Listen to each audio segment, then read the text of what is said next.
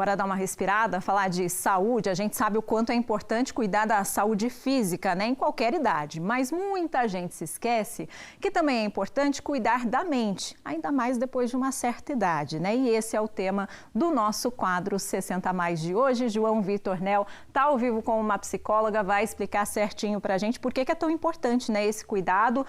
Não só depois dos 60, acho que qualquer idade melhor aí, João, dá essa dica pra gente para começar a trabalhar mais a mente, hein? Bom dia para você.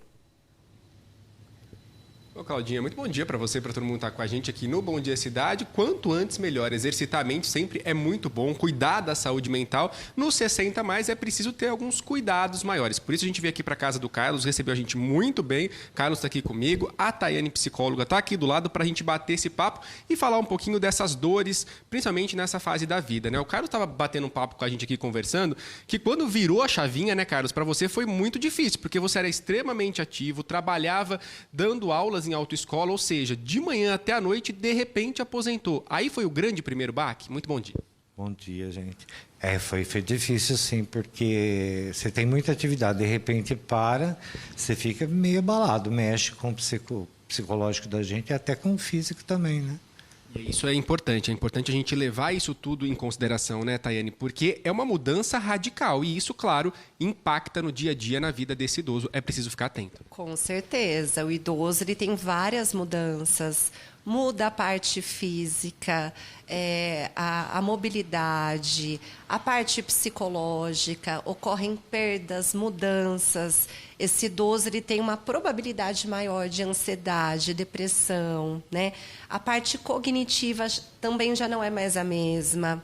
E aí, falando em parte cognitiva, tem alguns jogos, algumas coisas que você trouxe para a gente aqui que é importante estimular. Você sentiu no dia a dia, Carlos, assim, algum impacto nessa parte cognitiva, nessa rapidez, algum problema de saúde que de repente não tinha e apareceu? Como que foi?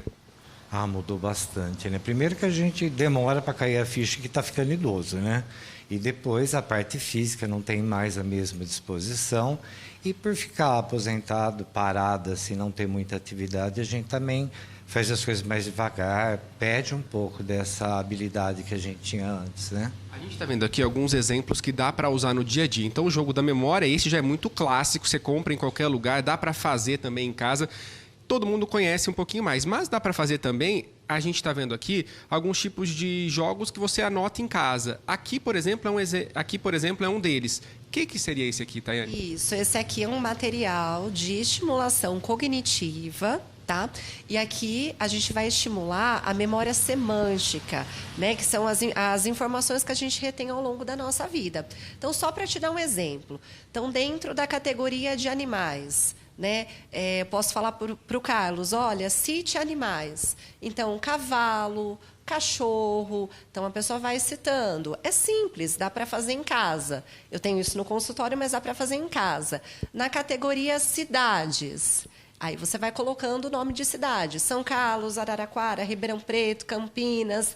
E aí você pode criar várias categorias e ir estimulando.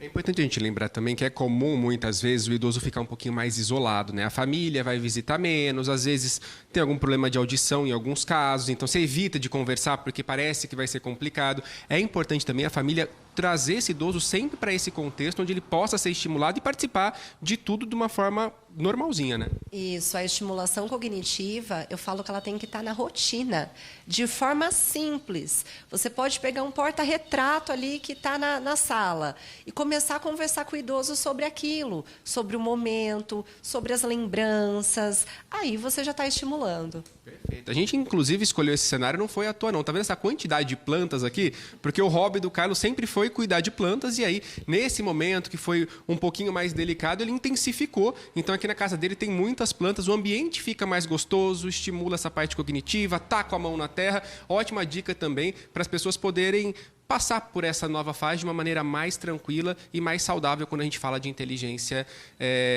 dessa parte mental e cognitiva, né? É isso, João. Lá em casa também. Minha mãe ama plantas, está sempre conversando com as flores dela e realmente faz um bem danado, viu? E a questão dos jogos também é bacana. É uma coisa que a minha família faz bastante. A gente joga cartas, todo mundo reúne ali e vai todo mundo dominó. Então vale a pena. É uma interação que ajuda na mente e também na interação social, né? Ter esse convívio familiar, sair um pouco do celular faz bem, viu? Obrigada, João, pelas informações. Ótimo dia aí para você.